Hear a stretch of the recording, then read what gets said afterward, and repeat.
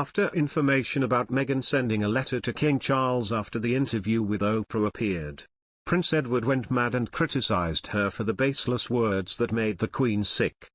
Of all the unsavory deeds committed by Prince Harry and Meghan Markle on their revenge campaign, nothing is more inexcusable than allowing the Queen and Prince Philip to die haunted by false accusations that the royal family was racist.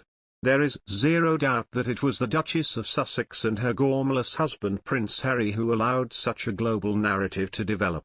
It started with the Oprah Winfrey interview, which included the revelation of the so-called royal racist who asked about unborn Archie's skin tone, and culminated in the Commonwealth-hating Netflix reality show Negation broadcast in December. Negation, which aimed to undermine the life's work of the late Queen to move on from the perceived sins of the British Empire. To claim otherwise is nothing short of intellectually dishonest.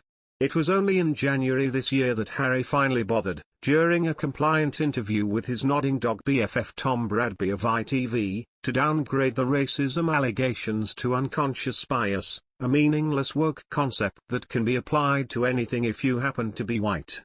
The damage, which included William being forced to state publicly we are very much not a racist family, and the later hijacking of his tour with Kate to the Caribbean, was done and the late Queen was gone.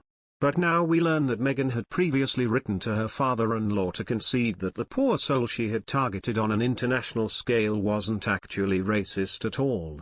The Daily Telegraph has revealed that the letters make clear the identity of the senior member of the family who made the comment, and that both the King and the Duchess acknowledged that the individual's remark was not made with malice.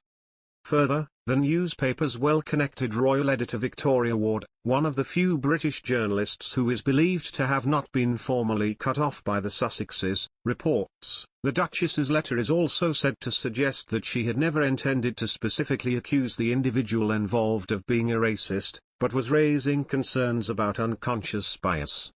Meghan's private decision to backtrack, in response to a letter sent by Charles, makes it even more unforgivable she and Prince Harry stayed silent in public while allowing such a corrosive allegation to take hold and do the UK monarchy lasting damage abroad. I do have to wonder at times about the forgiving nature of the King when it comes to his son and daughter-in-law. After all, this is the same woman who wrote to her own father in consultation with royal aides expecting the letter might be leaked to the media. And, remember, it was obvious the implication she was making to Oprah, when theatrically talking about how the royals had concerns and conversations about how dark her unborn baby's skin might be when he is born. Now, just 2 weeks before the coronation, Meghan has yet again found a way to insert herself into the drama. And, as ever, destabilizing the British royal family at a moment of significance seems to be the Sussexes' goal.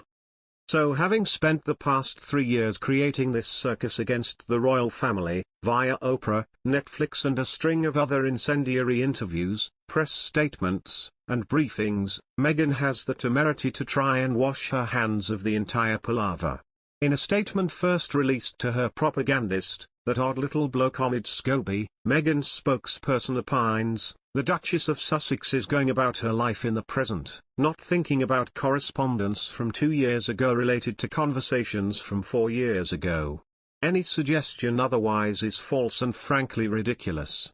We encourage tabloid media and various royal correspondents to stop the exhausting circus that they alone are creating.